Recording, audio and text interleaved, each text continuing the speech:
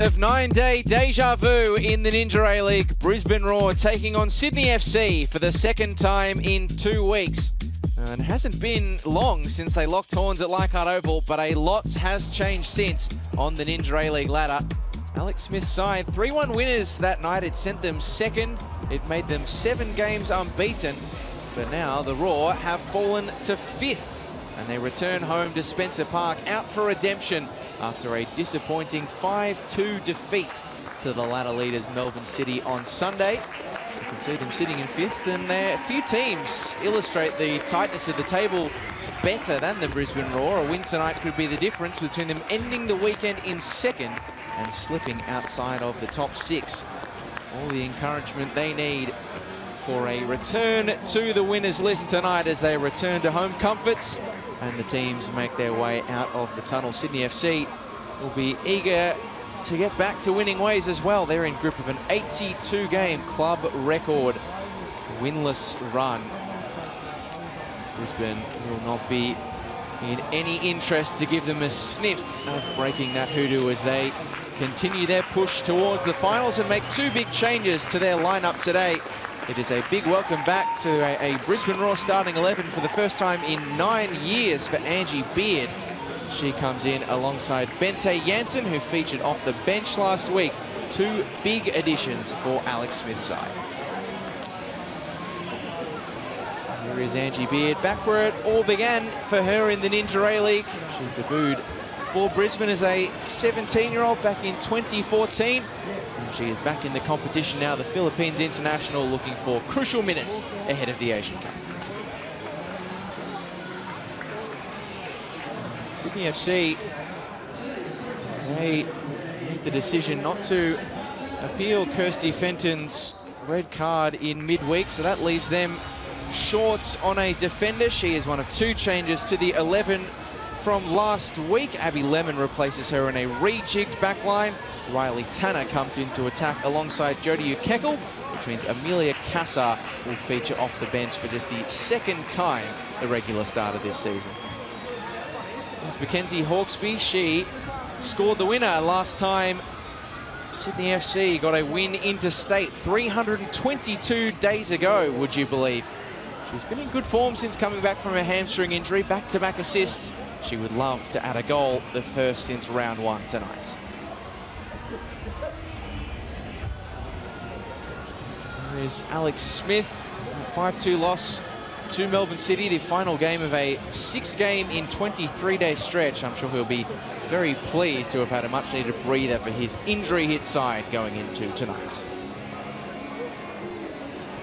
We're in good hands at Spencer Park this evening. Referee of the year in the Ninja A-League, Izzy Cooper in charge. Cameron Wright and James Sherry, her assistants. You've got Jack Power as well as the 4th official.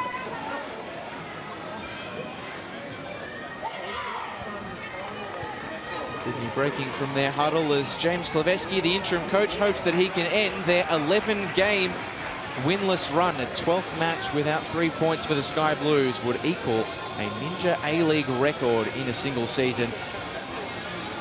The Brisbane Roar have no interest in entertaining Sydney's hopes of ending their hoodoo. 6 games to go for the Roar before the end of the season. They are well and truly in the hunt for the finals. Smiles on the face of Bianca Garlich. Back into the side recently after an ankle injury, but it is all business on the faces of Brisbane. Don't want the disappointing feeling of that defeat to Melbourne City to linger any longer than a single week. So disappointment exacerbated by the fact that they led that game 2-0 in the opening 15 minutes, courtesy of goals from Kaya Stevenson. Momo Hayashi, of course, was the player who made the difference last time these 2 met at Leichhardt Oval. 2 brilliant goals.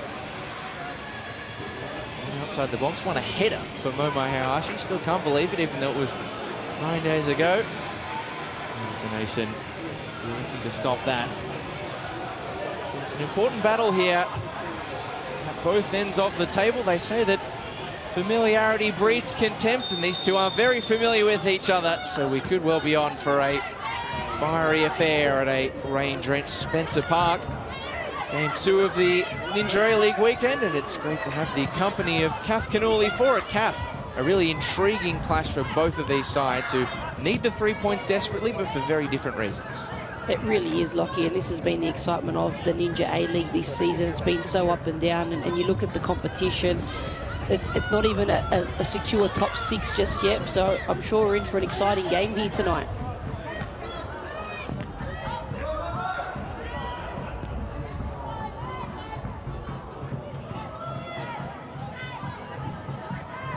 See the conditions on screen, perhaps belying just how much rain has tumbled down in the Sunshine State, which is feeling something of an ironic title this particular evening. But it's been a healthy smattering of rain in the lead up to kickoff.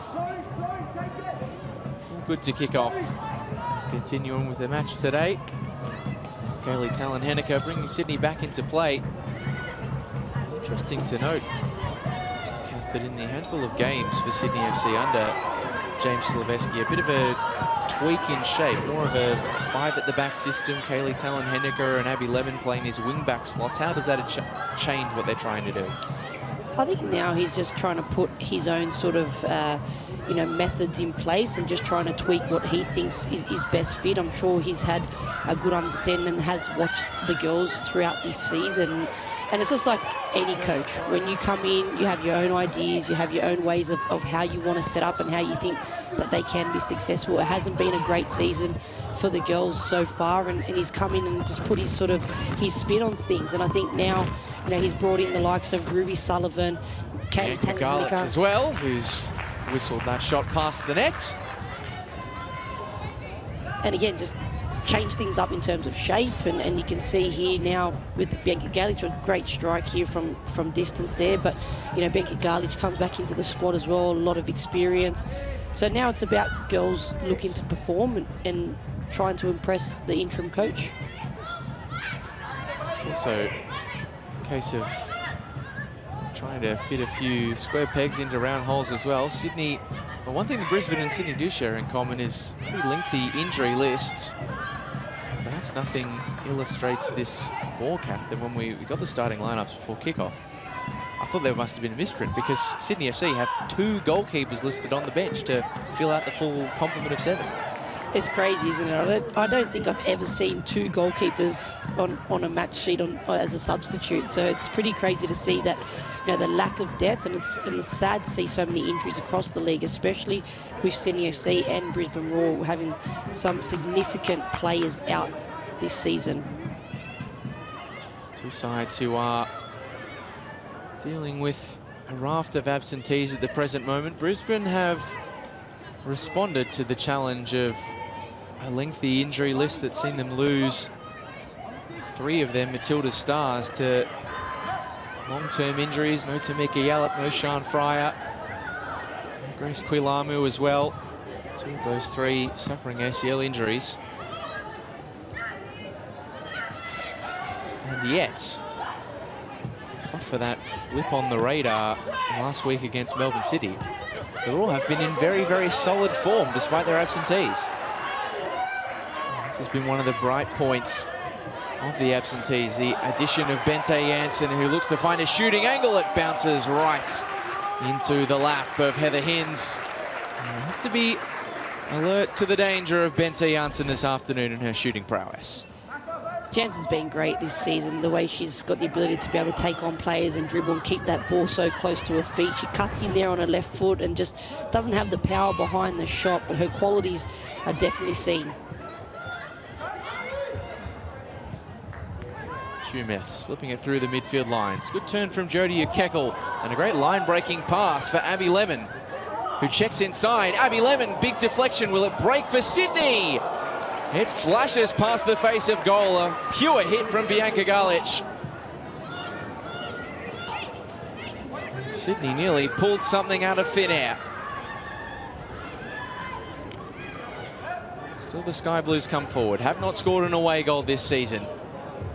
Corbett, deflected cross, corner for Sydney, and a bright start for a team who, after 7 away games, Kath, no wins, no goals. Beautiful pass there by Tumeth and a great turn there by Ukeku. We can see here Lemon comes back onto her preferred right foot there, where she could probably take the player on down the line and strike with their left, but nonetheless a great advantage here for Sydney FC. Sydney have had their troublesome times with corners this season, defending them. Can they make the attacking end of things a different story? Tanner's ball in, peeling off of the back post with Tumeth. Daisy Brown is able to clear it away. It's a solid start for Sydney FC on the road. One back by Bente Janssen. People surprised to see her have to feature off the bench last week in that game against Melbourne City. She's been managing a bit of general soreness in recent weeks. It's one of the remarkable things, with the exception of that 5-2 defeat last week, is that when the additional players have been asked to come in and do their jobs, many of them have done very well. Daisy Brown is a great example up top. Daisy Brown has been fantastic. She's taken her opportunities, obviously off the back of players getting injured, but she's come into this squad. She's worked her way in, and every game she's getting better and better. Corbett. Speaking of players who have taken perhaps unexpected opportunities with both hands, Claire Corbett getting back-to-back starts for the first time in her fledgling career. Still only 15 years of age. 16th birthday right around the corner next week. Working her way into the starting fold. Woods for Eva Piazza. Medwin guns the ball along the line for Bente Janssen. She's got Ruby Sullivan for company, and Medwin making the underlapping run. Her touch just a little too heavy, and it brings to an end an otherwise promising patch of Brisbane play.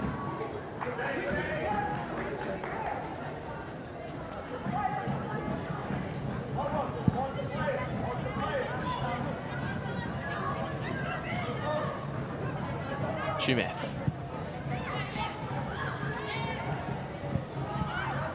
An angled ball. Corbett helps it on its way. Sydney FC able to play around the pressure and release Mackenzie Hawkesby, who trusted herself in the foot race with Eva Piazza, but maybe underestimated the speed of her opposition marker. Great little build up there by Sydney FC to be able to come out one side through Tumeth and then change the point of attack. And it was just a bit of an unhit ball there by Kaylee Halinka, and you can just see Hawkesby just couldn't reach for it, but a great little passage of play. Kaya Stevenson breaking into open space. It looks a well-intentioned switch because there was a gap in the Sydney FC defence, but there's no one home to latch onto it. And even if it did end in defeat, how good was it to see Kaya Stevenson score those two belting goals, the first two since her return from that ACL injury from last season?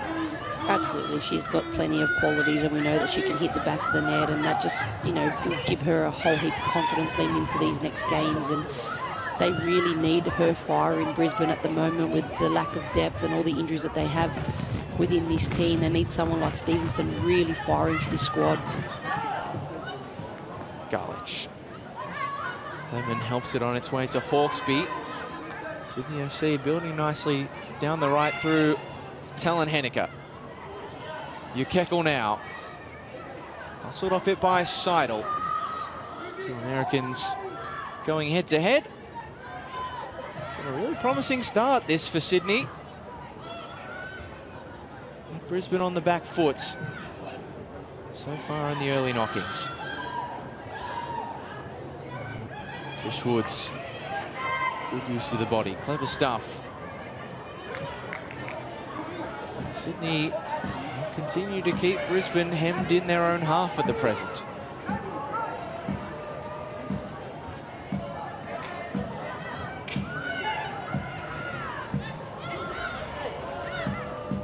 Hayashi. His captain scanning the field. Playing it wide for Medwin. She's trying her darndest to keep the ball alive, but loses out to the persistence of Abby Lemon. Persistence that continues to be on display. 3 good challenges won in quick succession from the fullback.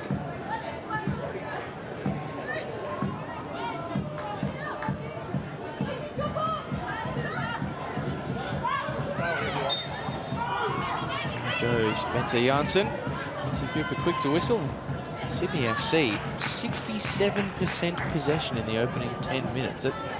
One of the teams who have wanted the ball arguably the least this season are dominating inside the opening 10. And I think that's what happens when you have a change of coaches as well. Everyone has their own styles and the way that they want to play, and you can see already that James Slavesky here has implemented that they need to value the ball and keep the ball. You can see the short passes, you can see the change of point of attack, and they're looking very comfortable on the ball. And you can see when you've got the likes of, you know, Bianca Garlich and Mackenzie Hawkesby and Claire Corbett, 3 technically gifted players that really want the ball at the feet and can look for those combination plays.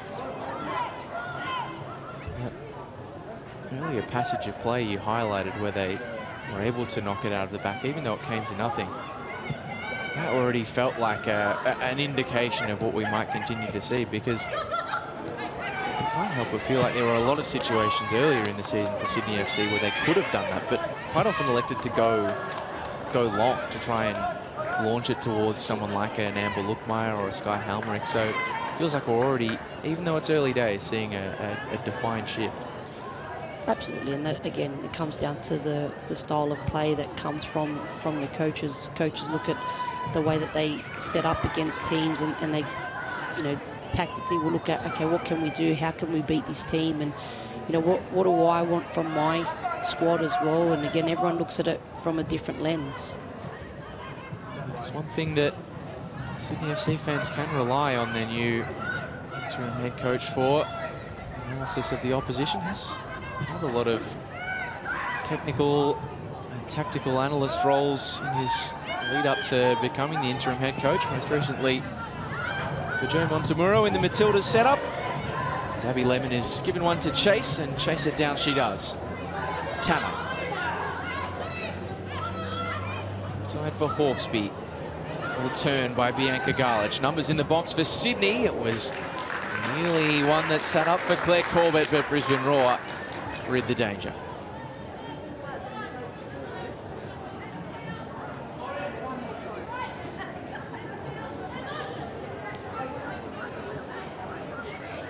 But picking up her own bounce pass off the feet of Abby Lemon. It's going to work out for Hawkesby despite the little touch from Stevenson. Hawkesby darting the eyes up. Mackenzie Hawkesby, that's going to be only danger to the Spencer Park clubhouse, but hasn't scored, as mentioned, since the opening round of the season from the spot against Melbourne City. You can see that intent to change that. And we know that she's got the ability to be able to strike the ball from there, but she was a little bit off balance there, didn't hit the ball cleanly, and probably a little bit rushed, to be honest. Been a fascinating opening 13 minutes at Spencer Park. Brisbane Roar have been hot starters in the last few weeks. They've scored in the opening 15 minutes of all of their last 3 games. They're being held back by Sydney FC.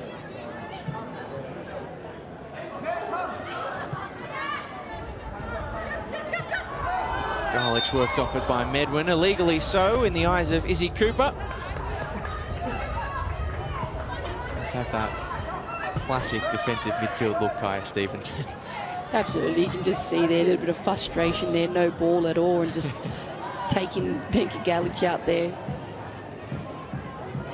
Got the no-nonsense tucked-in shirt. You can rely on a player to be producing those kind of challenges in lockstep.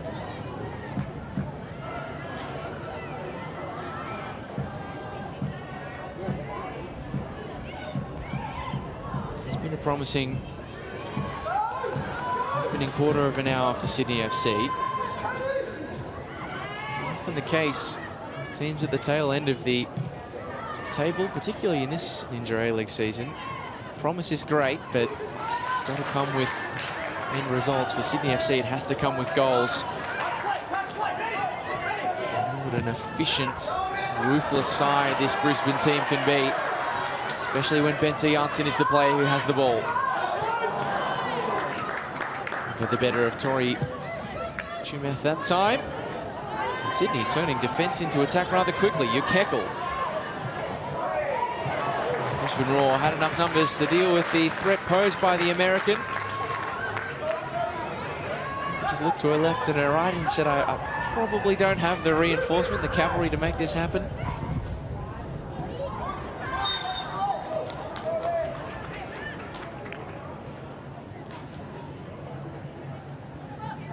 Daisy Brown, a brilliant start to life in the Ninja A-League. 4 goals already in the debut campaign.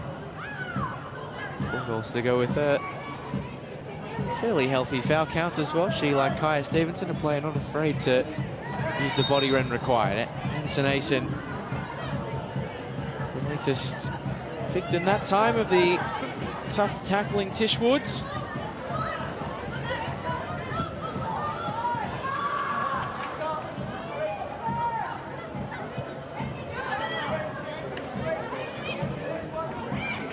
Garch. Puts it to the feet of Riley Tanner. Sydney FC operating with a fluidity in possession we've scantly seen all season.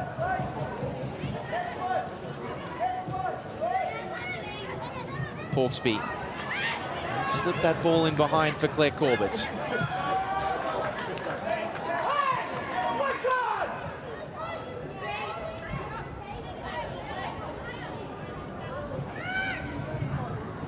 Garlich has seen plenty of the ball early doors. Corbett has a bit of acreage to work with. Wide for Talon Henniker. She looked to do drive towards the byline. Good defending that time though by Mariana Seidel. It is Sydney FC who are the guilty party this time. Smith plays the palm. Sure, he's surprised by what he's seeing in the opening minutes of this game.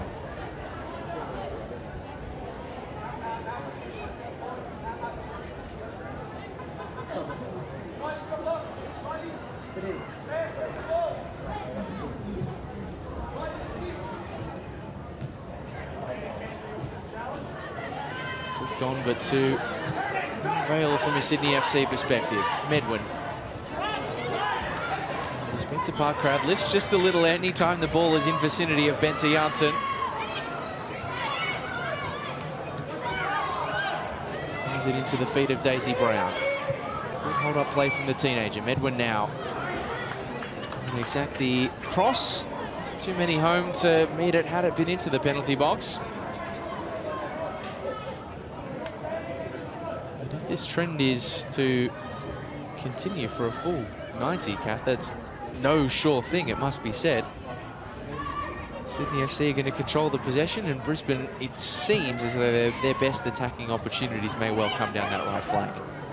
We have seen many games, Lockie, where teams have controlled possession. They've had plenty of possession but haven't won the game. That's not what wins you games these days. But in saying that, Sydney FC have really impressed me in this opening 20 minutes. The way that they're playing, their style of play, the way that the midfielders are looking, they want to get on the ball. You can see every time the midfielders receive the ball, they're looking to face forward, they're looking to attack in numbers, which is fantastic.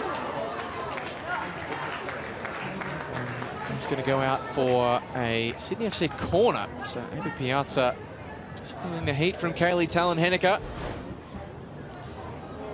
Talon Henniker, we know she's got plenty of speed to burn, and she's just trying to get that touch past Piazza. She's done really well there, Piazza, to keep up with Talon Henniker. She does have that rugby background, Talon Henniker, and sometimes you can pick it when you see those bustling runs down the outside, just refusing to be beaten.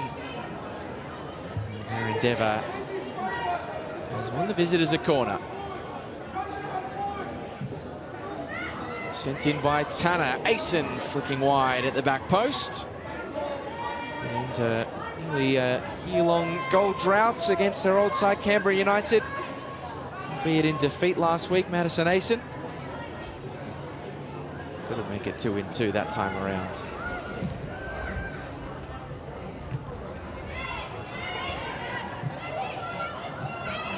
Just rather fortuitously for Hawkesby. Lemon around one, nearly around the second in Momo Hayashi. She was a tough player to beat. Sydney know that well. Get back so swiftly. Sullivan. And looking to link up with Tanner. Good interception by Josie Studer. One of the multitude of Americans who've got out there this evening.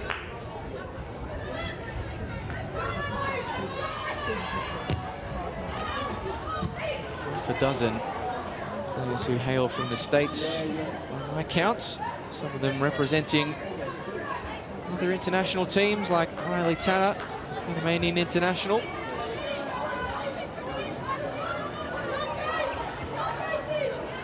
They've been helping it on its way. Hayashi in the opposite direction, and Tanner brings the head tennis to a close. It's been a willing affair so far. Lots of players more than happy to throw their body about in the wet weather. It's been a great battle between both the teams, not shying from any tackles, getting into those 50-50s. Both teams have really come out to play and looking to take the 3 points. You wouldn't know if you'd only watched Sydney FC for 21 minutes this season, 22 now. This is the team who have made the least passes this season, have not scored a goal all season on the road. Garlich in her eagerness to win the ball back for Sydney and attack. It's too much, 12 tackles already in the opening 20 minutes. It's been a hustle and bustle affair at Spencer Park so far. Sullivan. It's Tanner who picks up the free kick this time. Momo Hayashi has been in the thick of it.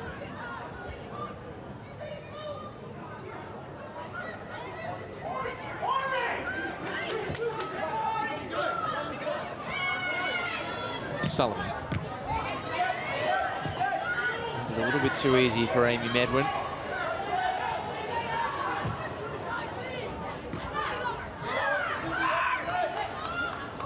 Continue to just find a way to win the ball back, usually within the space of 4 or 5 Brisbane passes.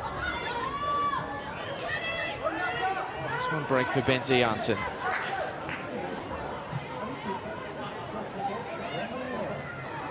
We're going to think about trying the left-hand side this time. Sydney's press is a solid one. We'll continue to move forward unperturbed, and Izzy Cooper will pull it back for the earlier infringement.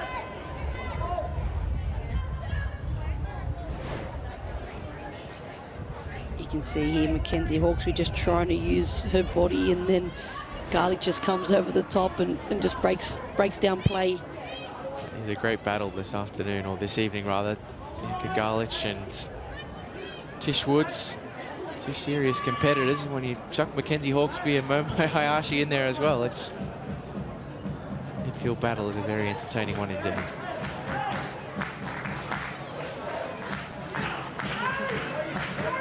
The count continues to tick up in the opening 25 minutes.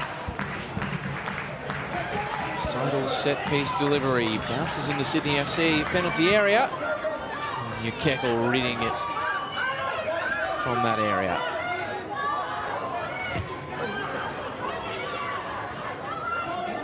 .6:25 local time in Brisbane, where we have already had an inter-A-League game already today.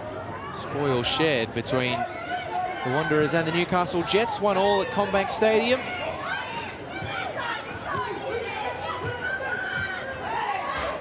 Awaiting the opening goal. Game 2 of round 17.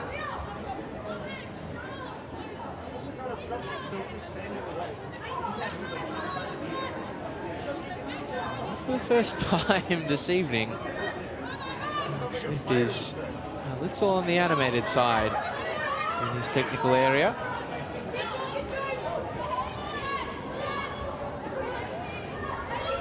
Oh, by sheer will, Garlick has won that ball back for Sydney. The cross looking a willing recipient, or at least accuracy to one, and Lincoln gets the Raw moving.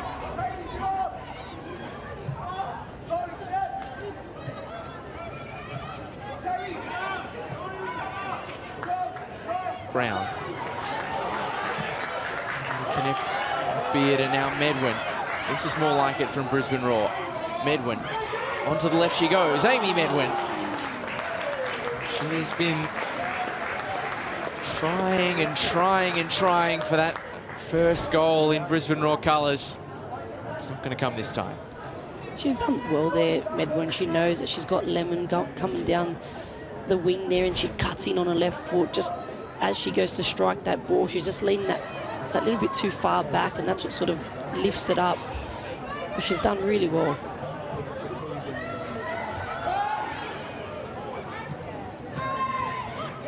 On the ball more times this year than the Brisbane player, Amy Medwin.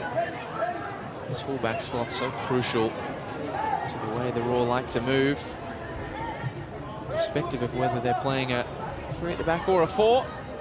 Alex Smith has pivoted the team between both. And you have to give credit to Alex. He's done really, really well with the amount of injuries and the changes within this squad.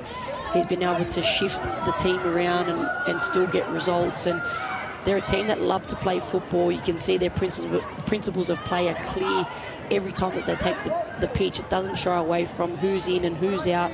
The next player steps in, and they're trying to play that same style of play, which is great to see. And for me to be able to see young players like Daisy Brown being able to slot in and be able to take her opportunity and be able to just fit in, it just goes to show the amount of work that Alex Smith is doing behind the scenes at Brisbane Raw. It's fair to say that that's the sign of a good system, that it can essentially, I'm not saying that Grace Kuilamu and Daisy Brown are identical players or anything like that. You'd have to make little small tweaks, but that you can be close to plug and play says a lot about what a coach is doing, how he's setting his team up.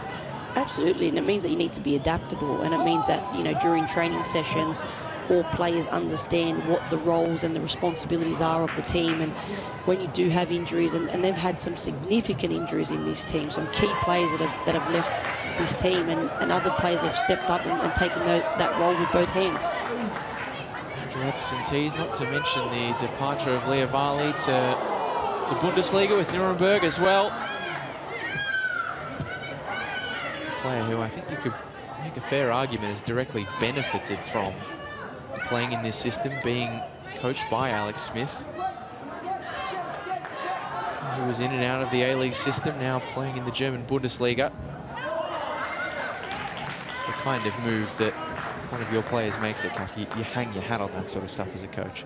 For sure, and I think if I'm not wrong, Alex Smith put Leah Varley in that centre-back position as well, and that's what's actually given her, you know, a great A-League this season. She's been fantastic in that role, and then she's been given this fantastic opportunity to be able to move abroad, get some European footballing experience, and that just goes from, you know, the belief of a coach and trying to, you know, mould you into a player that, you know, can not only help the system but also helps her as well.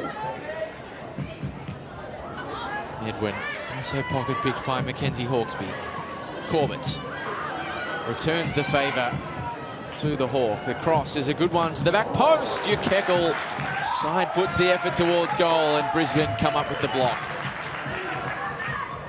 Jodie Kekel still waiting for that first goal in the Ninja A-League.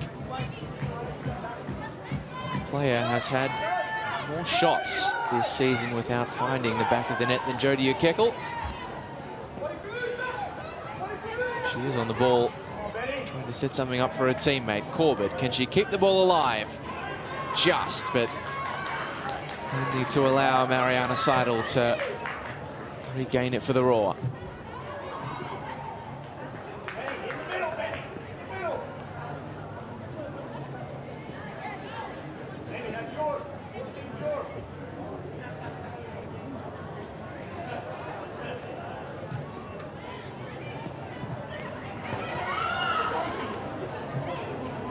if it hasn't produced.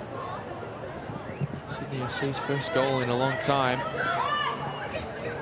Fans will be happy with how they've acquitted themselves in the midfield battle so far this game. Sydney FC have spent a lot of time trying to pick the gaps in central areas.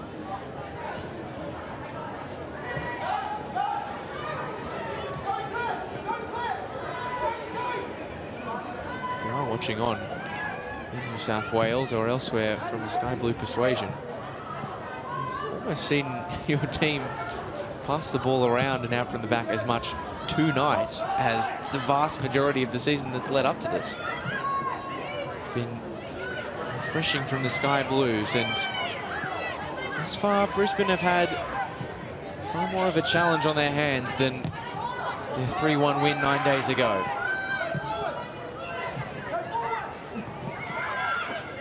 Kekel, centre circle for Garlich. Studer for Medwin, who was always favoured. And Bente Janssen wants to get isolated with her defenders. This time decides to knock it off to Kaya Stevenson. She has a crack, and Hinds will watch it sail out for a raw corner. It's a rare first half set piece for the hosts. Been a good set piece side this season. Sydney, from corner situations, alarmingly have not. Quality here from Janssen, the way she, just moves her body, comes inside, knows that Stevenson's there, and again, some great footwork there by Stevenson, and backs herself from distance there. A little bit optimistic, probably. Definitely the 2 goals last week were ringing in the mind when she was thinking of that shot. Tish Woods delivers it in, but not away by the Sydney FC defence. Hayashi went for the bicycle kick attempt. A few half-hearted claims for a penalty, still alive in the Brisbane box. And fired into the arms of Heather Hinds, who can bring the chaos to its conclusion. Firm strike from Amy Medwin. Sydney able to see out a corner situation, albeit rather nervously. 6 goals conceded from corners this year for the Sky Blues. It's more than double the next nearest. Mariana Seidel. Brown in support. Seidel looking to buy a yard. There's a second crack for the American. Coming for hand, but Izzy Cooper allows play to continue.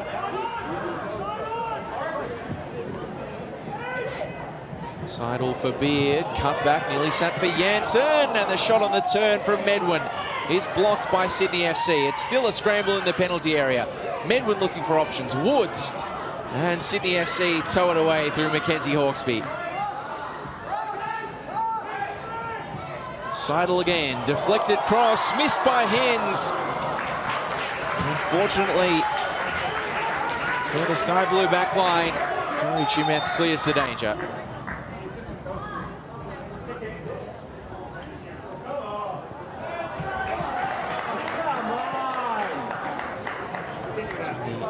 Intervening chaos, Alex Smith has been fairly chirpy so far in this first half, has picked up a yellow card.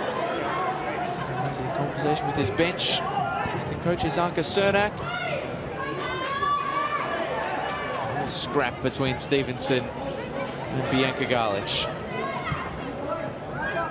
It was also nice to see former Matilda Kate McShay on the bench there next to Osaka. It's just great to see former Matilda's been involved within the Ninja A-League as well, and giving back to this next generation. Let's have another look back at a couple of those, that raft of chaotic chances that we saw. To see that Brisbane have got themselves a star-studded staff on the bench to call on.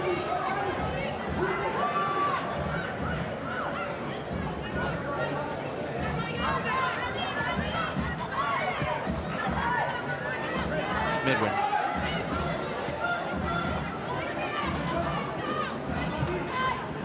Janssen inside for Hayashi. Patient play from the Raw. Great cross, a diving header wide from Angie Beard. It would have been a fairy tale return to Queensland. Let's recap the chaos from before, Kath Cannuli. There's been a lot to pick our teeth at in the last few minutes. There was so much going on in this box. I couldn't even make do, but Brisbane, I don't know how they didn't put the ball in the back of the net, and just this last little passage of play there, the combination play, fantastic. Desi Brown, just too enthusiastic that time around. Brisbane's done a really good job, though, in the last few minutes to flip this one on its head. Sydney looked so comfortable in the opening 20 minutes. Now the last 5, totally unsettled in defence. Brisbane have just flipped the switch. They really haven't. You can just see here Daisy Brown battling for the ball. They're starting to get a little bit of momentum. They've really settled into the game now. You can see that they're starting to find their groove.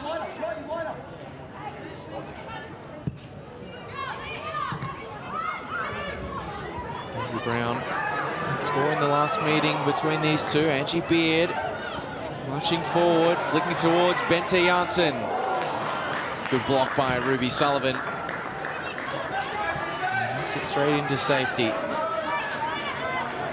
James Leveski's side just feeling the pinch in the last few minutes.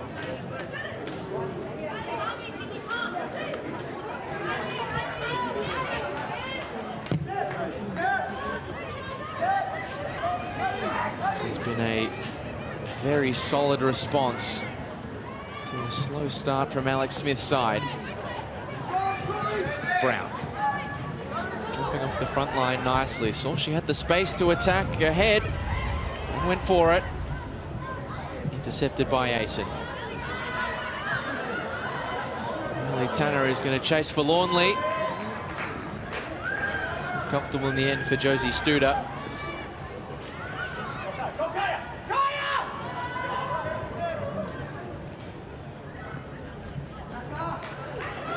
Here back for Seidel.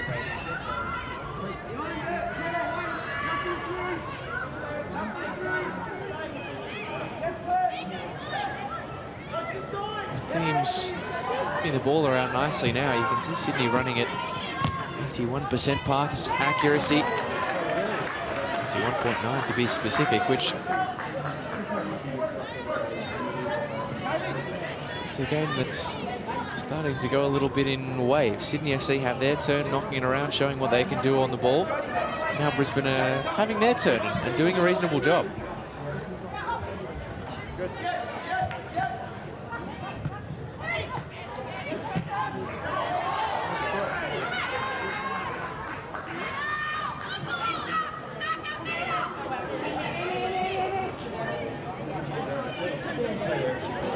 Edwin has seen just about as much of it as any player. Some signing from Western United.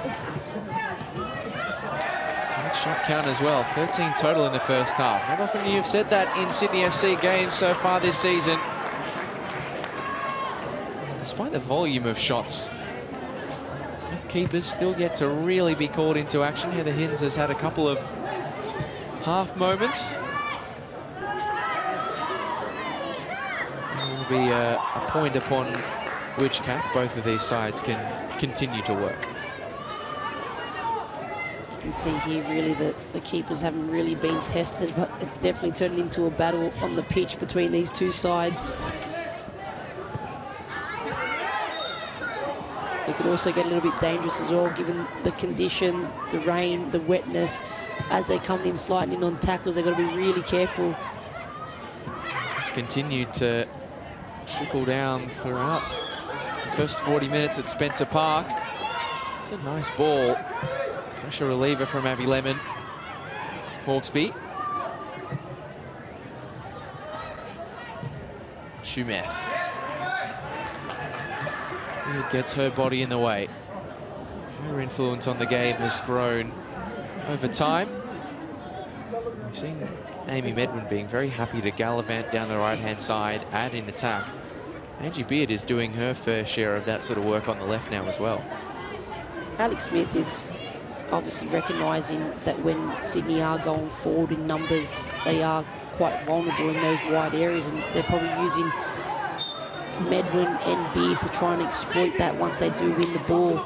You can see with Sydney FC when they are in possession, you can see Tumouth is starting to get herself into midfield to try and create those overloads. And once Brisbane do win the ball, they're looking to exploit the areas where Sydney FC are vulnerable.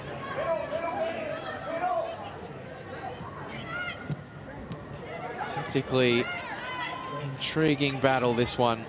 Plenty of entertainment, even without an opening goal as yet.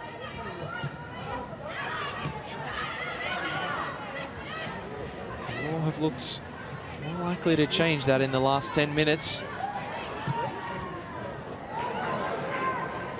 Daisy Brown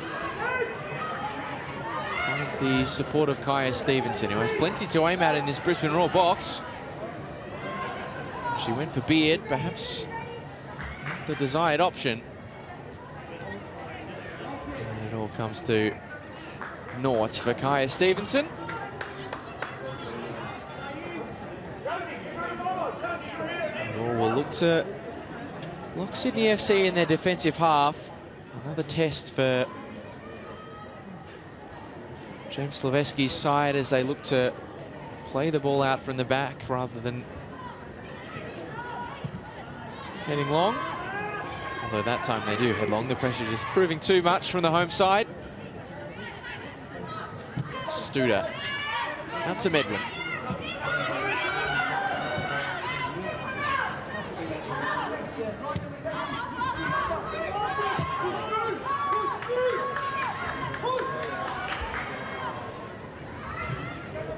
Slaveski urging the sides press on, but Angie Beard has found her way around it. Janssen. Bente Janssen looking to thread the needle for Amy Medwin. But perhaps the Dutch woman is guilty of being a bit too clever by half that time. Beautiful touch there by Angie Beard, the way she takes her touch inside and just that change of pace to get past Talon Hanika. And again, Janssen, you can see what she was trying to do. She's trying to slot Medwin in behind, but just had just a little bit too much on it. It's been a very impressive first home game in over 9 years so far for Angie Beard. Back in the A-League for the first time in a couple of years. It's part of that fairy tale, or nearly fairy tale, Western United side who made it all the way to the grand final against Sydney FC. Hayashi hooks it into the feet of Kaya Stevenson, who didn't bring it under her spell. It's a sloppy pass that's afforded the football back to the Roar.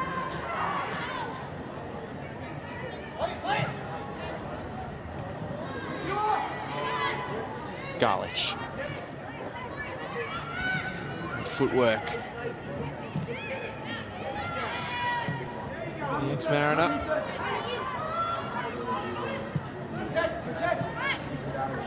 Tanner, clever stuff. Smart free kick won by the American-born Panamanian international against her compatriot Josie Studer. Tanner's done really well there, the way she uses her body just to protect the ball and draw that foul.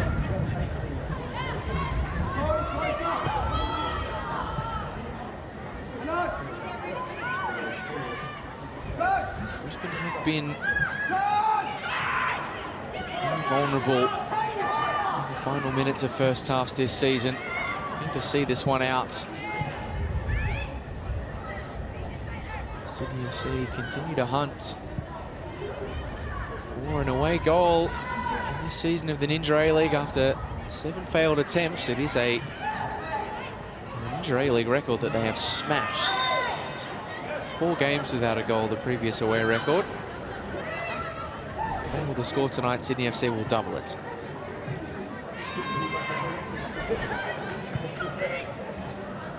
Garlich.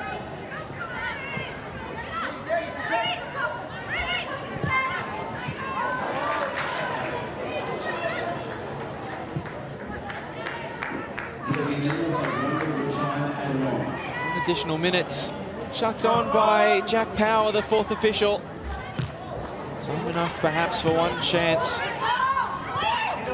to change the scoreline of this game going into the break. A game that has lacked an opener due to a deficit of desire or intent.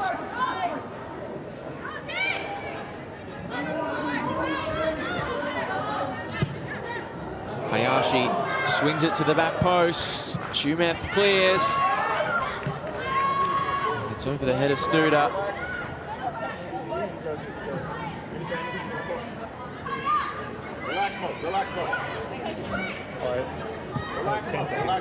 Brisbane Roar 2-1 at half-time at Leichhardt Oval when they met a week and a half ago. And while it may be their second meeting in 9 days, this is a very different encounter so far from the first. Sydney FC and Brisbane Roar head into the sheds at Spencer Park. Honours even. It's all to play for in the second half. Brisbane Roar 0, Sydney FC 0. Let's have a look back at the first half highlights, and there were plenty of them in a shot-fueled first 45. Sydney FC went very close to finally getting that away goal, Kafkanuru. They really did, and here you can see Abby Lemon just coming onto her right foot and Bianca Garlic just getting in the way and just hitting the woodwork there and not being able to put it into the back of the net, but a great opening passage of play here for Sydney FC. Yeah, this was their best chance in a bright opening 20 minutes that saw them knock the ball around very nicely. Then Raw found a way to get back into the game, and in the rain, a bit of chaos just ensued. They sure did, and it was a great cross in here. It's a dangerous cross, especially across the face of the goal there, and you can see Daisy Brown just trying to get something on it and doesn't get into the back of the net. Brisbane Roar to continue to push. To Janssen. Throwing a great cross for the diving header of Angie Beard, who was denied by a bit of inaccuracy. A fairy tale homecoming goal. Plenty of chances for either side to ponder. At the break, Sydney FC 60% possession at the break, 13 shots in the first half. Lots to like about the opening 45, but we still await a goal. A big second 45 to come on the other side of the break.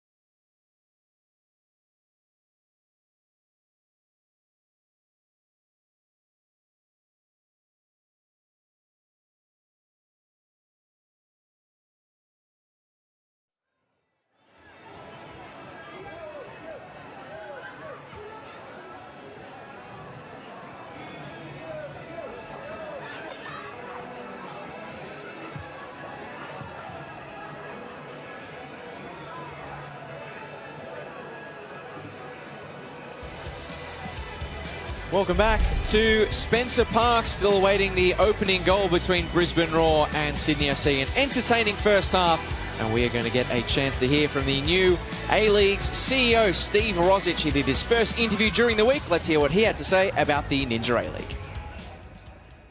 What score would you give the Ninja A-League this season? We're in front of the ledger, but work to do. You've experienced it firsthand. I've been lucky enough to be involved directly with a women's franchise in a different sport. It is a great strategic opportunity for us, and there's such a platform that we have now. It's been an absolute breeding ground for talent, including to the Matildas and internationally. It's capturing the hearts and minds of young women right around the country and in New Zealand. Harnessing that and growing that is really important. The recent PFA report recommended investment in the league, allowing players and coaches to become full-time professionals.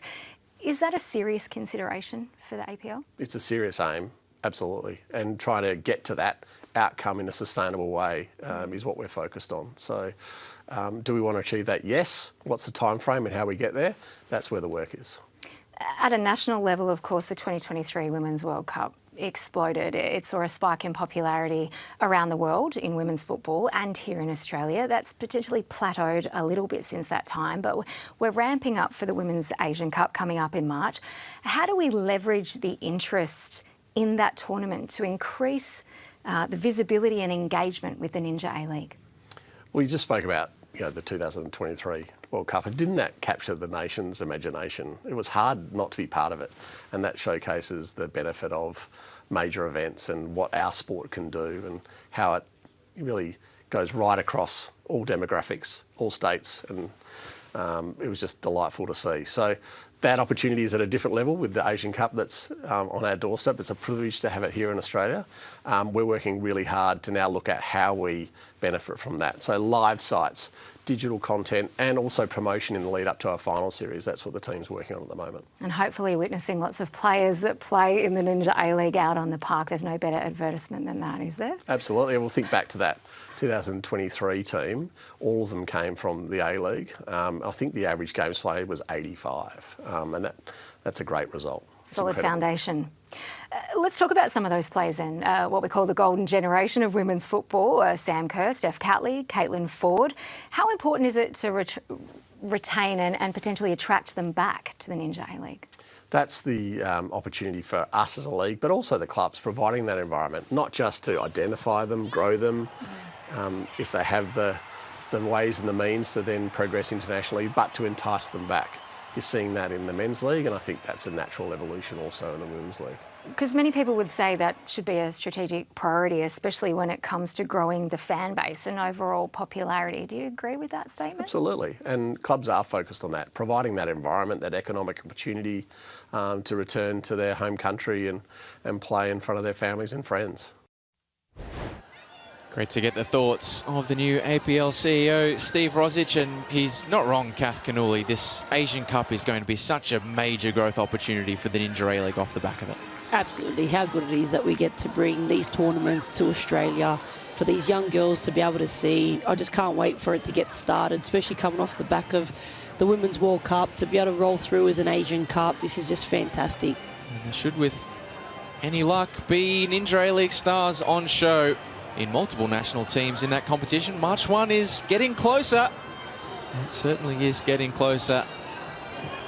Ninja A-League stars will be involved. Let's have a look at the first Ninja A-League game of the day today, which saw Newcastle Jets and the Western Sydney Wanderers share the spoils at CommBank Stadium. And Talia Younis got the party started in the opening minutes in the kind of way that only Talia Younis could. Absolutely, you can see she's got time and space there. She knows that technically she can hit a ball from that distance. She's used, that hard strike along the ground, that little bit of a bump there just catches Richie off guard and puts the Wanderers in front there.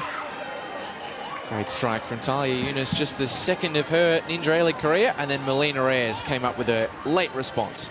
Again, Melina Ayres, she just knows where the goal is, the way she just positions herself there, waiting for Hoban to be able to just release the ball to her.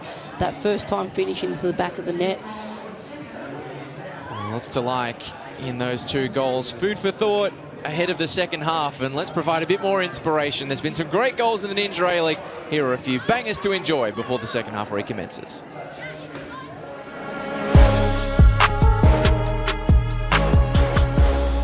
Fonson tees up and gets the curl! Susan Fonson! Murphy's first on the scene, hunting it across for Policina! What a strike! The short option in Olasino. Gordon. A little pass. This is great play from Canberra. Hawkins. And here is Sasha Grove! Oh, fantastic! Created a 2v1 not long ago. Here's an interception. Cutting inside, a shot! What a way to introduce yourself to the competition! Zois's delivery, it's curling towards the back post, and it's gone all the way in! Paige Zois has scored an Olympico! Ball in from Tremis. On straight in! The Olympico! So it's picked up by Copus Brown. Libby Copus Brown to Kelly Brown! Top bins! The Newcastle Jets take the lead to join the party and just missed out as Ella Lincoln gets an angle and gets the most important goal of the night. And just as Sam Kerr used to do in the Perth Glory shirts, fantastic finish.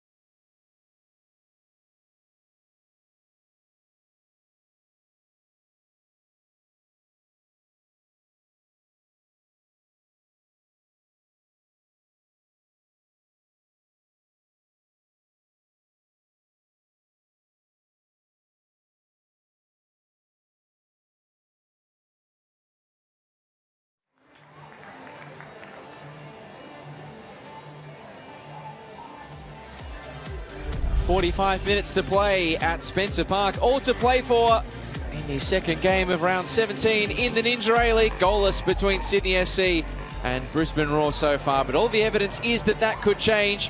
Sydney FC have made a substitution at the break. 15-year-old Willa Pearson injected on at half-time. as she was last week by James Slaveski. Kaylee Talon-Henniker making way at the break. So a slight reshuffle potentially for the Sky Blues in defence. A defence that was tested in the last 20 minutes of that first half as Brisbane Roar went hunting for a go-ahead goal. You can imagine that intent will only increase in the second half. A win tonight. Brisbane Roar will slot in to second for the evening at least. And will pick up another 3 precious points in their push to return to the finals for the first time in 4 years. Big second 45 underway at Spencer Park. Brisbane Roar hunting for a finals place. Sydney FC hunting for a first win in 11. It is a tantalisingly poised second half, Kath Canuli, with an interesting half change for Sydney FC. It really is. It's interesting to see why he's taken off Talon-Henniker and brought Willa Pearson here in this wide area now, wide position. And she could be carrying something. We know that she's had a couple of injuries this season, or is it just a substitute at half-time, just to change things up? Are you surprised to see her come on? Not at half-time. We did, of course, see that last week. She has had a handful of games where she's come in and out of the side, but I don't think I'd be mistaken in thinking that this is one of, if not the first times we're seeing her playing out of that centre of defence where she's become such an eye-catching player. Well, she's played majority of the season in that central defensive role, and again, as we spoke about. Well, here she is getting forward. Willa Pearson, big deflection on the cross, straight into the side of the head of Seidel. Pun not intended, I promise. Corner ball coming for Sydney FC. You can see here Pearson already in the action, trying to shape that cross in behind the Brisbane Roar defence. Wins her team a corner here. Substitute has made her presence known to the opposition at least. Sydney FC did start the first half very brightly. Plenty of pretty possession passing play. This corner is a shallow one. It'll sit up nearly for Corbett. Now Mackenzie Hawkesby chopping onto the left. Hawkesby! It's the captain who breaks the drought. Sydney FC finally with their first away goal, and they lead at Spencer Park. Mackenzie Hawkesby struck true after the breakdown of the corner. A precious lead for Sydney FC. Mackenzie Hawkesby here done so well. The way she just cuts the ball back here on her left foot. Hayashi just comes flying out. Brisbane Roar just can't deal with it, and a beautiful finish there by Mackenzie Hawkesby. Lincoln beats it at the near post. Momo Hayashi sent to the turf by a lovely turn. And this Brisbane Roar side who, before that defeat to Melbourne City last week, was 7 games unbeaten. Going to have to come back from behind to avoid a second straight defeat.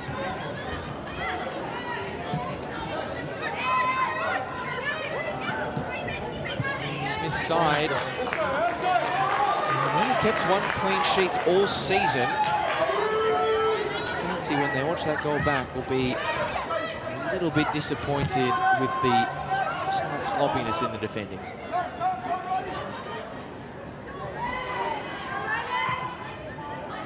Wanderers have conceded more than the Roar this season. The good news for the hosts, as distinct from the Wanderers, is that Alex Smith's side have been very good goal scorers. Looking to show that here. Medwin. Lots of targets to aim at. Stevenson. Good block in the Sydney defence by Tumeth. Clears into the lap of Riley Tanner. The intensity right out of the gate has been red hot in this second half. After Alex Smith's yellow card in the opening 45, he is now joined by his first outfielder, Riley Tanner, into the book. It was a great battle there by Studer and Tanner. She just gets away from her, and Tanner just pulls her down.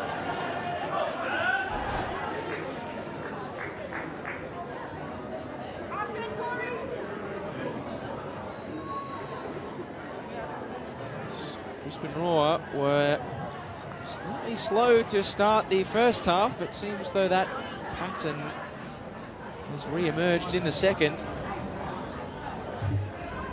It does end an Inter-A-League record run of 7 games without a goal away from home for Sydney FC.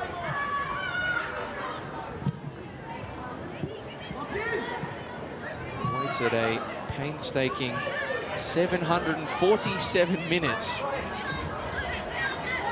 since Matty Casper's goal against Adelaide in the final round of last season.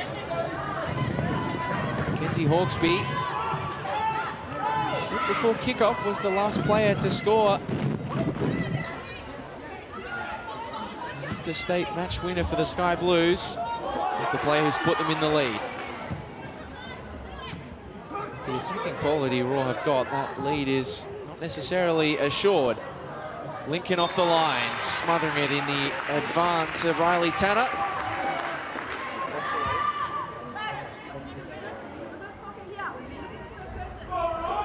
Never Kafkanuli in the first half had the feel, even though Sydney FC, they've played 5 0-all draws this season. It didn't have the feel of a 0-all game. Hasn't taken us very long to prove us right. It didn't. From the very beginning, you can see both teams came out to play football and looking to build up from the back and create chances. And we knew that it was only going to be a matter of time that we'd start to see goals. And Sydney's come off nice and early in this second half, but I'm sure this isn't the end of it.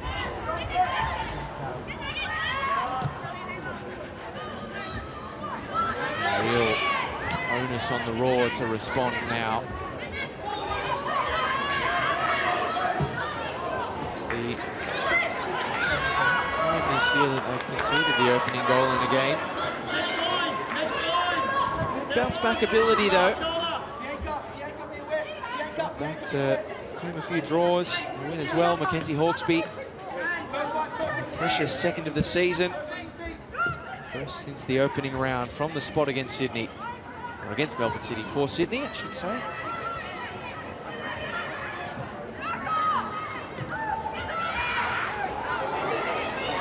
Do you expect, Taff, that perhaps for Hawkesby, who has had assists in the last couple of weeks, now that goal, we know she's a good goal scorer, has come, that more might follow in the next few weeks, maybe even in this game?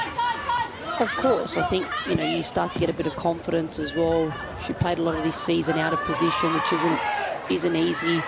She's taken one for the team. And Stevenson bends the ball into the box. Will it sit at the back post? Medwin checking inside. Sydney FC get bodies in the way. Garlich nips it away from the reaches of the Raw fullback. It's a tempestuous affair. This physical battle continues, and now the Raw crowd getting behind their side. Medwin's cross is a good one. It's just past the reach of Angie Beard at the back post. Jumeth pushing her troops forward. Corbett's making the run on the right-hand side. She's ignored. Wide it goes for Riley Tanner. Still Tanner. Closing towards goal, Riley Tanner, good block. Hawkesby, top of the box, the goal scorer, can she make it too? No is the answer. It's a solid stop in the end from Chloe Lincoln, who got her full body behind it. you can see there, Hawkesby just given a little bit too much time and space there. You can't allow her the opportunity to be able to strike on goal from that distance. We know that she loves to be able to take those opportunities, and especially after scoring this opening goal now, she's just full of confidence.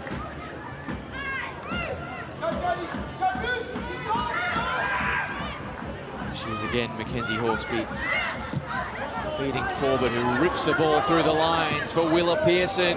She looks to tee up Riley Tanner! And the offside flag, I fancy, did eventually come up.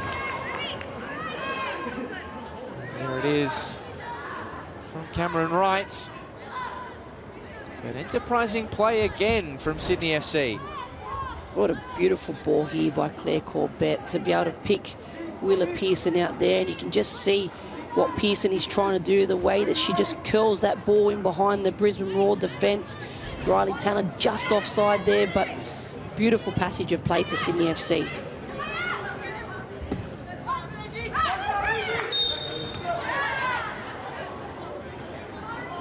Coming straight back the other way, Izzy Cooper whistling in favour of Sydney FC.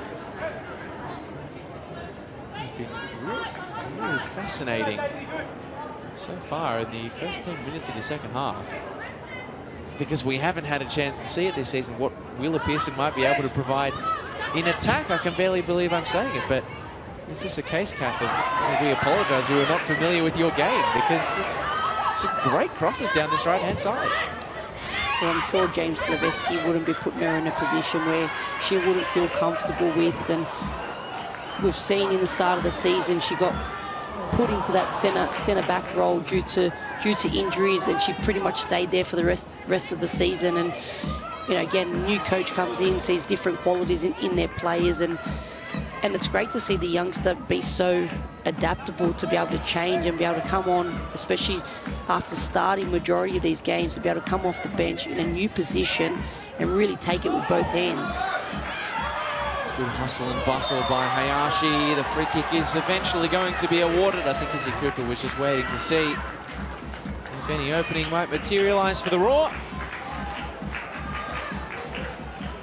No complaints about picking up a set piece. Hayashi's done really well here, the way that she protects the ball and uses her body to be able to keep Bianca Garlich away there. There's not been a single member of either midfield tonight willing to give an inch to the opposition, has there? It's been a fantastic battle from both teams. From the first minute, you can just see both teams being able to battle it out, and it's gone to another level now after that goal as well. So it's Seidel and Hayashi over it. We know Hayashi's prowess for dead ball delivery. She will go direct, and that one is an easy one in the end for Heather Hinds. Will be a repeat of the feat for Hayashi. She did score 2 goals against Sydney FC when they met 9 days ago, but so much is different from that game to this that it as well have been 90 days ago, that meeting.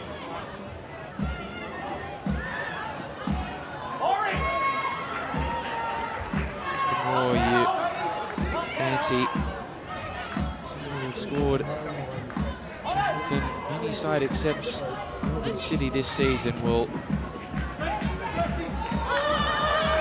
more than fancy their chances of finding a route back into the game.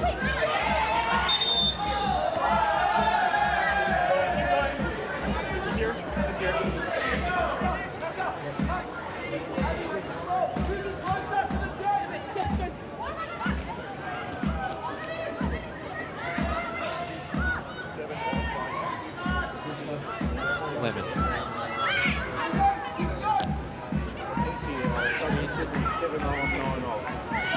Ripping fair. Minutes 1 after the second half kickoff. Nancy Hawkesby making the drought for Sydney FC on the road in terms of goal scoring. Could set them up to end their 11-game winless run, let's not forget. Corbett's, it's a bit betwixt and between, and so it becomes comfortable for Chloe Lincoln.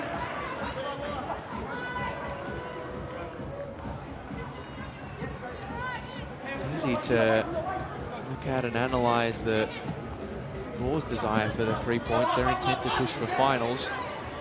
So they've continued to control the ball in the second half. I don't think, Kath, you can underestimate the perhaps playing for pride here of Sydney FC. They're in record potentially equaling territory in this winless run. Not where a proud club otherwise expects to be. It's going to sit up. Oh, what a moment! Willa Pearson has just made history. This 15-year-old who's already broken the record for the youngest player in the competition. Well, she's now its youngest scorer. The Sky Blues double their lead, and it is a magic moment for this 15-year-old teenage talent. Great ball in there by Lemon, but you could just see from the very beginning, once Corbett plays this ball into Lemon.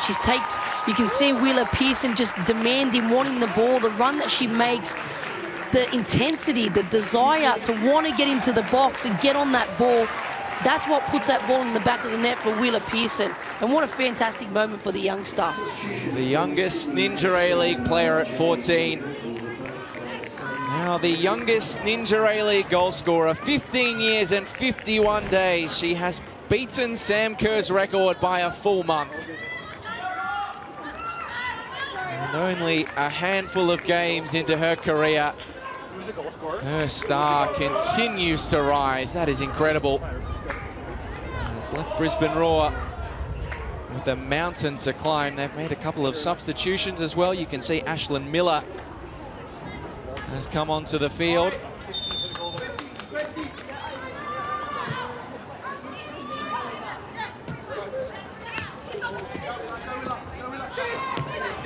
Kira Myers is the other player. She's made her way onto the field as well. This is shaping as a very memorable night in an otherwise sorry season for the Sky Blues. The Roar haven't given up the ghost, though. They've got plenty to play for. Bente Janssen breaking inside, brought down. A swift whistle coming from Izzy Cooper.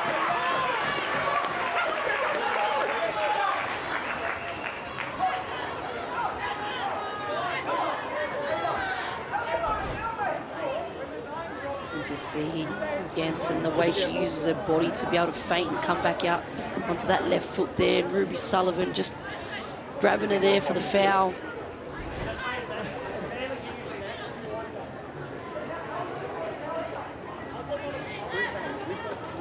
FC. Alex Smith. You can't believe that there is no card coming at the end of all of that. It's the confirmation of the sub. Angie Beard replaced by Kira Myers. A second crack for Momo Hayashi, perhaps, to get the better of Heather Hinds, who's proved a tough keeper to beat in the Ninja A-League so far. Crowd rise for Momo Hayashi, who leaves it for Seidel, who just blazes away. No save required for Heather Hinds.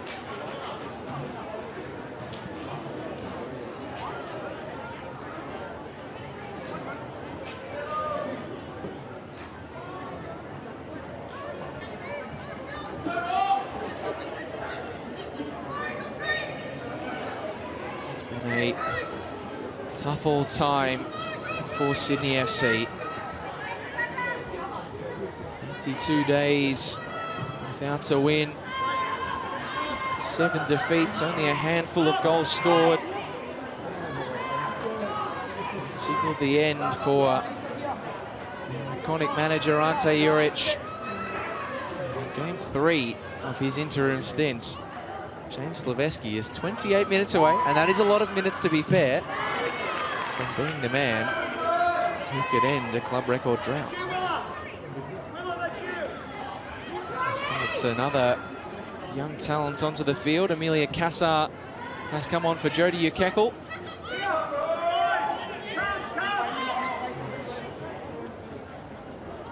Perhaps it is a case, from the perspective of Wheeler Pearson's attacking qualities, of James Slaveski knowing something that others in the Ninja A-League didn't. He has worked with a number of these young players in his previous role as coach of their female development squad.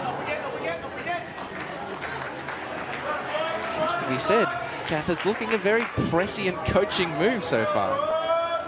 It is, and James Slaveski has been part of the Sydney FC DNA for a very long time, and that's probably why they also looked to James to be able to take on this interim role and be able to slot into the club very, very easily. And again, it's probably just about also instilling, you know, this team has always been a powerhouse team in the A-League. The battles between Brisbane Roar and Sydney FC go back, way back before even the A-League, back in the days of when it was the Sapphires and the Queensland Sting, you know. So this battle's always been a big one, and I think, again, a change at the helm sometimes sparks that in players as well. 54 head-to-head meetings in the Ninja A-League. It's the foul that has sent Bianca Garlich into the book. And it is a dead even head-to-head record. 14 wins apiece for both of these sides. This one as hotly contested as ever.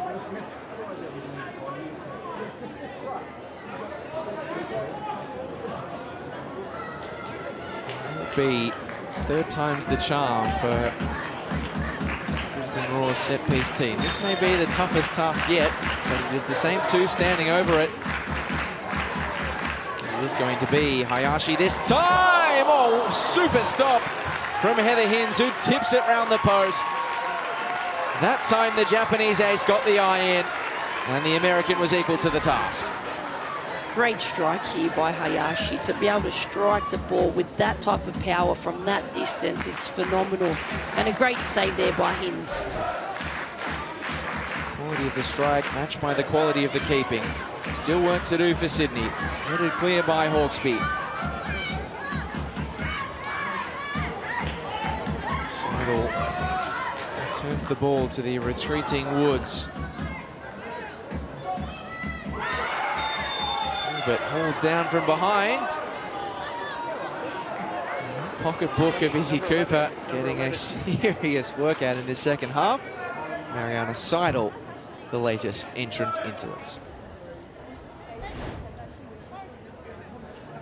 You can see here Seidel just mistimes that, puts her hands up, owns it, and just makes her way back to her position.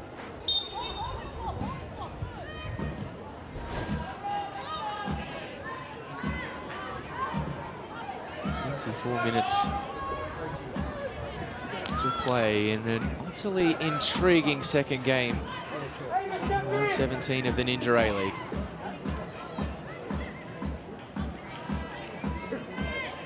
Reminder of what's at stake for the Roar tonight. Find themselves 2-0 down. The difference between 3 points and not this evening is potentially, given the crazy tightness of the table, the difference between them going as high as second and as low as seventh, depending on results elsewhere. And as it is now, they'll be sweating on a mix of Mariners and Melbourne Victory.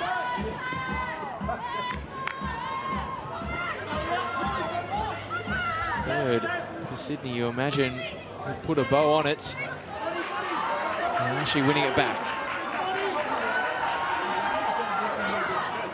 22 shots in this game. Brisbane still looking for their breakthrough. Not going to find it that time. Hawkesby sets Riley Tanner on her way. The bench urging players into the box as Tanner looks to go it alone. And she does so.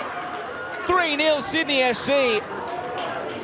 And they are 23 minutes away from ending this long, long wait for a win.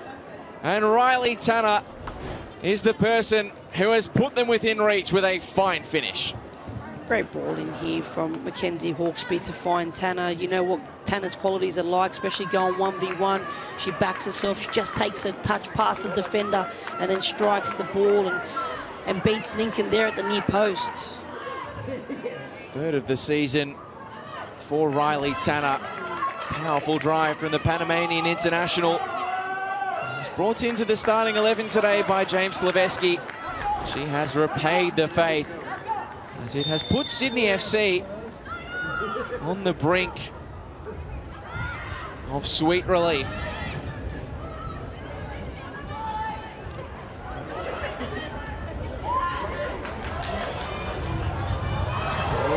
Still coming forward, cut back inside, knocked away by Chumeth, but took a deflection that in fact actually aided Sydney FC. That'll go out for a goal kick. It's the midriff of Kira Myers. Can't help but feel, Kath, it's the space that was afforded to Sydney FC as Riley Tanner drove forward there.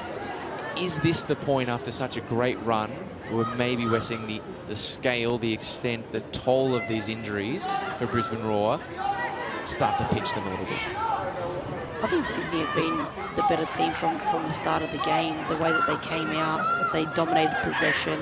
They sort of caught Brisbane on the back foot. It took Brisbane a little time to sort of get their groove and get back into the match. And Bente Janssen bends it in, doesn't sit up to the advantage of a Brisbane Roar player in the end.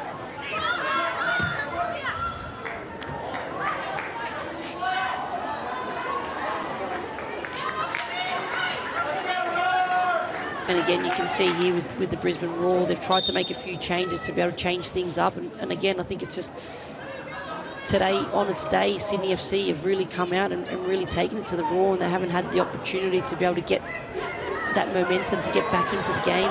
And Sydney FC have taken their chances.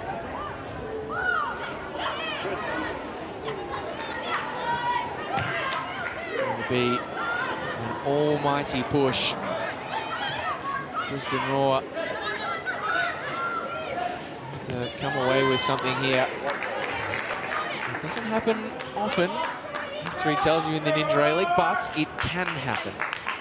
We won't say Well, never, because it can happen. Do you remember at the back end of last year, the Central Coast Mariners at Industry or at Polytech Stadium, they looked home and host, 3-0 to the good against Melbourne Victory. What happened next? Anything can happen in the Ninja A-League. We all know that. Here is Bente Janssen. Big touch on the shot. Corner coming for the Roar.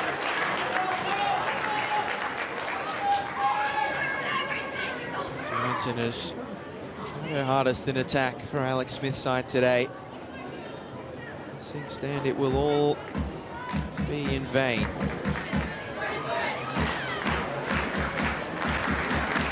Recitals deliveries have been on the money all season. So we need to be bang on.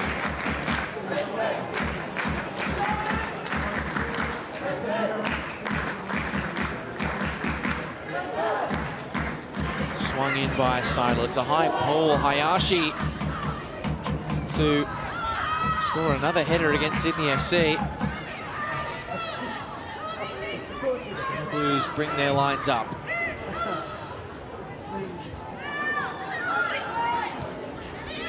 Pearson. College trying to touch it into open space and to her own advantage. Roar bench just making the case that College is on a card, but no whistle came. Hayashi. Daisy Brown. Distributing wide to Kira Myers, who buys a nice little yard, but Sydney FC repel the Roar's attacking threat.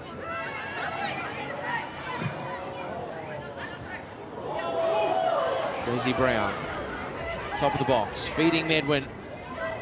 That's one challenge and picks up Bente Janssen. Janssen swinging the ball in. Oh, it's off the crossbar. A very awkward one for Heather Hins. Might have gone all the way out of play, though, before it tickled the woodwork.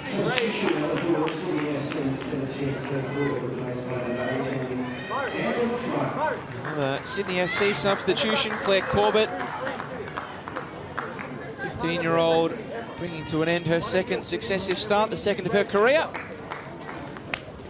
Another assist for her today. She's continuing to build a quality catalogue in the early days of what looks to be a promising career as she's replaced by Amber Lookmeyer. It's great to see these youngsters being able to get some minutes in the Ninja A-League. It's great for our national teams as well. These are key, crucial minutes for these youngsters as well, to be able to be exposed to a great level, great environment in this professional league. And again, it's just fantastic to see these youngsters being able to hold their own in this Ninja A-League.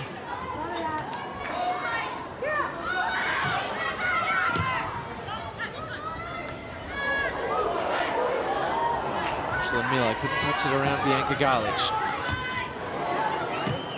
To paint the picture for those not familiar, going into tonight's action at Spencer Park, Sydney FC have gone 11 games without a win. They had not scored a single goal all season away from home. Only scored 10 goals for the year. They've bagged 3 in a night. Of course, for a big night in the context of their Ninja A-League season. Quite the way to send off the Sky Blue faithful going into the Asian Cup break. This is their final game before the tournament rolls around. There will be a 2-week break in the Ninja A-League for the group stage.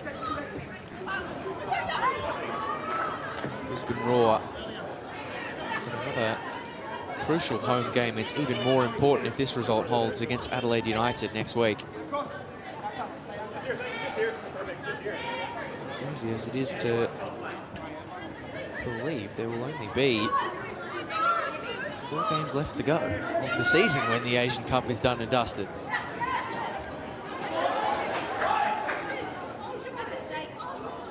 So we get a longer season, Lockie, but we always want more and more, don't we?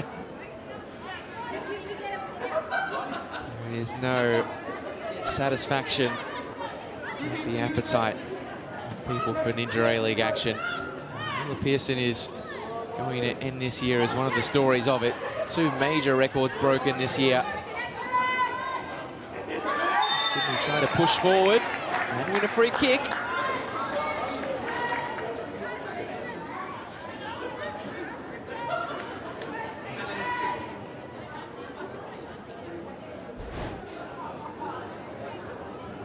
See here, Tanner just trying to push forward here, and Brisbane Roar numbers around the ball, but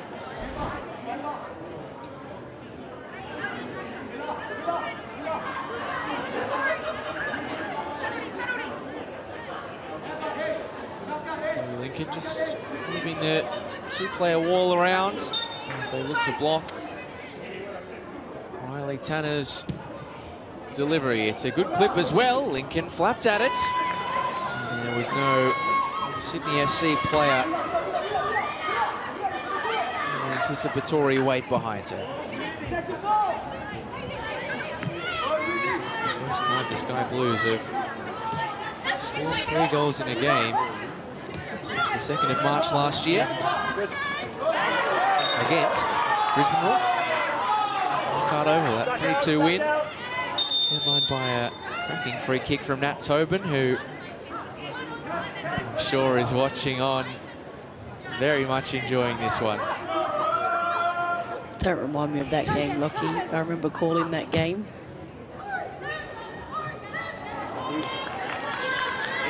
Miscontrol. This is a game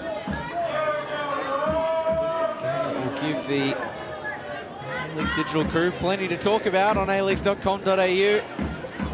The socials, and let's not forget Dub Zone in midweek. There will be a bit to say about this game should the result hold. How good's Dub Zone been? It's been full of laughs and full of, you know, plenty of content there around the Ninja A-League, and it's just great to be able to, you know, be able to push out that information out to the wider footballing community. And be available for you on the YouTube on Wednesday.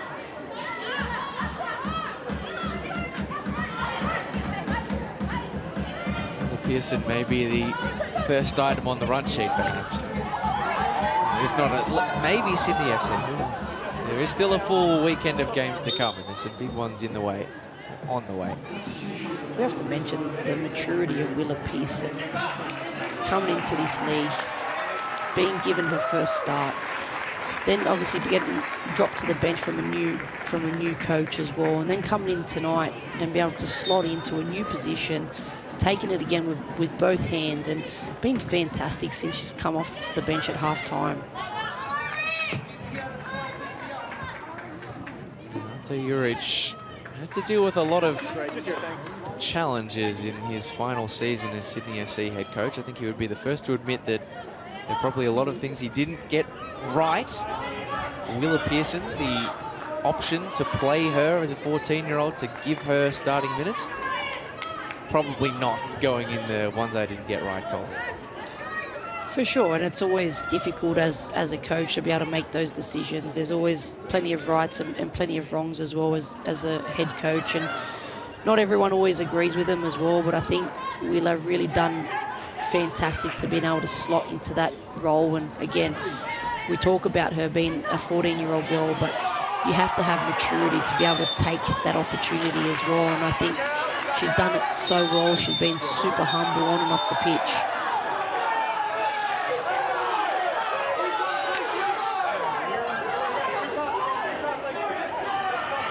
Goalkeeper just the Sydney FC players who were trying to infringe on that free kick back. Brisbane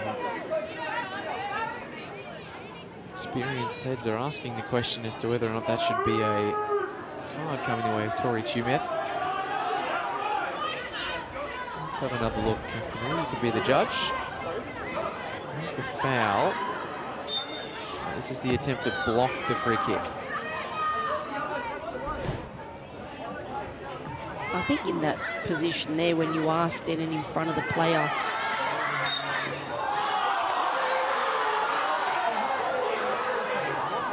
you can see here this game is starting to really fire up, and it's great to see the Brisbane Roar really not take their foot off the pedal. They're trying everything to trying to get a goal back and really stay in this game, and it just shows the character of this group and, you know, that mentality, that camaraderie of this team. And no matter what, the injuries, the setbacks, they're sticking together. There's still 10 minutes left in this game, and they haven't really given up.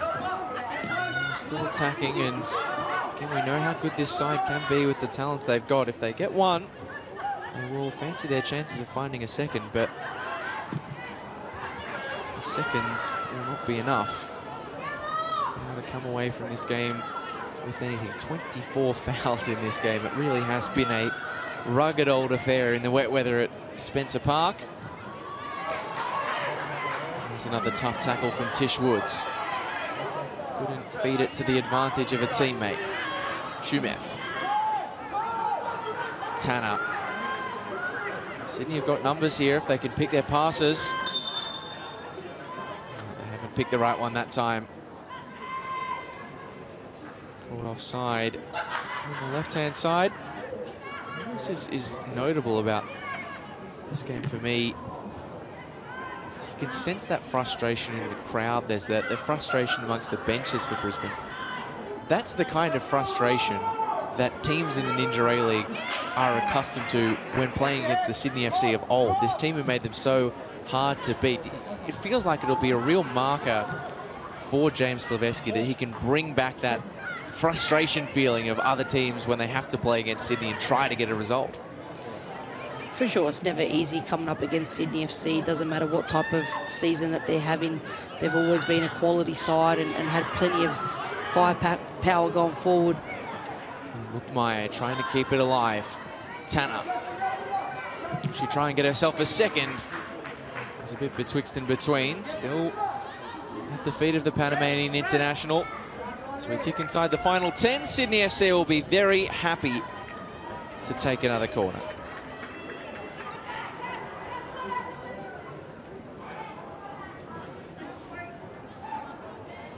Tanner has toiled hard down the left. A big factor in this second half. It's a fascinating expected goal statistics. Sydney FC with 3 goals. By that metric, Brisbane have created the better of the chances. Give it what you will.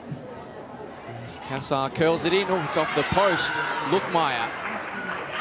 Back to Cassar. Cassar, deflection. Another corner for the Sky Blues.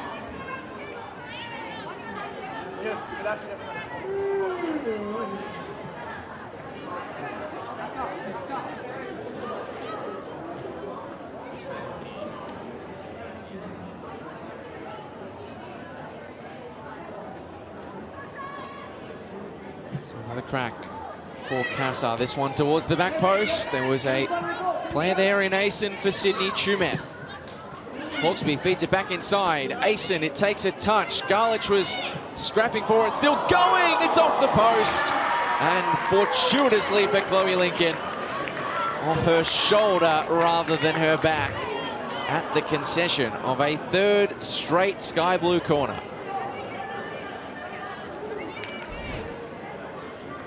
You can see here just gets a little bit scrappy here for Sydney FC, but Garlich gets the ball on that half turn there and just strikes it goal, and Chloe Lincoln just does enough to keep it out of the back of the net. Launched in by Tanner. Ashlyn Miller heads it only half clear. Sky Blues will get themselves a throw. It's teeming down in Queensland. Sydney FC has brought the inclement weather. Been red hot this evening, a long way removed from what we've seen. It's not a result that will lift them off the foot of the Ninja A-League table. It will take them back to within a point of the Wanderers. Sky Halmerick is going to get the birthday present of coming off the bench, celebrating her 18th today. And as things stand, as she comes on to replace Ruby Sullivan, the NPL New South Wales goal scorer extraordinaire, is going to be celebrating it with 3 points.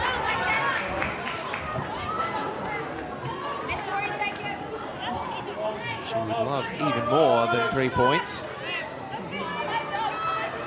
To celebrate it with the first goal in the Ninja A-League. She is still waiting for that debut strike as she makes her 12th appearance in the competition.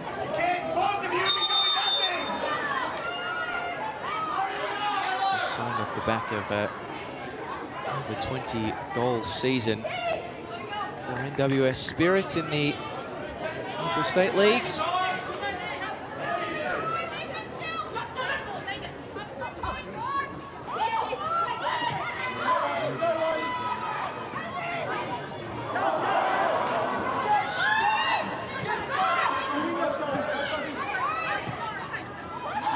Seidel. Hayashi to Ashlyn Miller. She is going to be given one to chase, but Kansas touch, a crucial one. Luke Meyer is scrapping and has one out initially against Ava Piazza. Good battling back from the young defender. Great turn in midfield. Kira Myers. Raw hurtling forward, time their enemy. Great strike, but well gathered by Heather Hinds. Lovely darting run from the talent that is Kira Myers. She sure is, and the way she runs with the ball there at pace and being able to get the proper technique to be able to strike that ball with her laces there and get the power behind it. Sky Halmerick picking up the free kick. Brisbane Roar, if the full-time whistle were to sound now, would hold position in 5th on the Ninja A-League table, but Melbourne Victory and the Mariners both be licking their lips. The prospect of potentially leapfrogging them. Both those teams win, which by no means is a sure thing, it should be said. Mariners play Wellington, Victory have the derby. All could end up outside the 6. As Myers chops and changes, Medwin swings it in. And it's the same end result as it did a few seconds ago. Heather Hinds with the gloves behind it.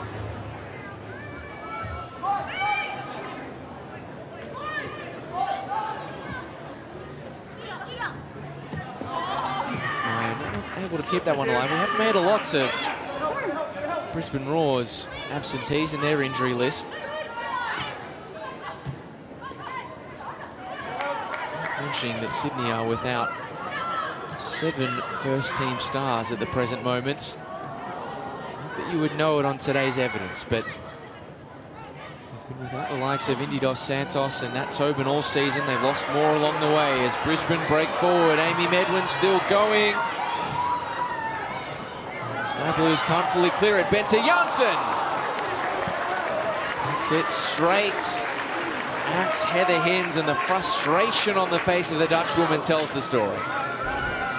You've got to love the passion from Janssen there. You can just see the frustration, the way that she swings her leg there and the strike of that ball, and then the anger in in those facial expressions, you can just see what it means to her. And it's just so great to have someone like her in our competition and around these Brisbane Roar girls as well. Great use of the body by Bianca Garlich, matched by the block. Sydney FC still searching for a fourth. The cross in is gathered by Chloe Lincoln. Going to be that birthday goal that time around for Sky Halmerick.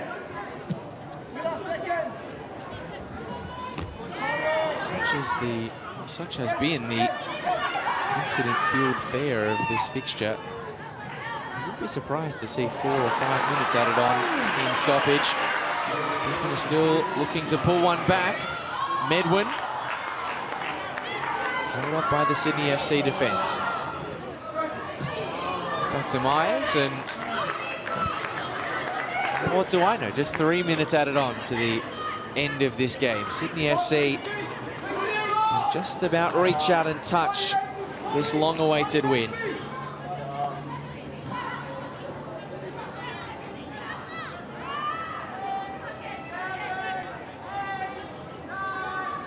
It's going to be a bit of soul-searching, I would imagine, Kath, in the Sunshine State for Brisbane Roar. Still in the finals hunts. The last 2 weeks won't discourage them fully. The absentees, 2 tough results. It is going to be lingering in their mind. Cassar looking to push it towards Sky Halmerick. Couldn't get it either side of the goalkeeper. It's not the most convincing of kicks from Chloe Lincoln. Kept alive by Amali Kinsella. Miller.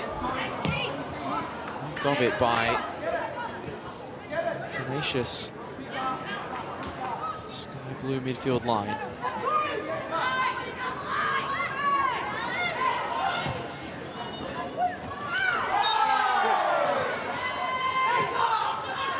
Mentioned Indiana Dos Santos and Tobin. They, in addition to that, have no Shea Holman, no Maddie Caspers, no Hannah Lowry, no Sarah Hunter.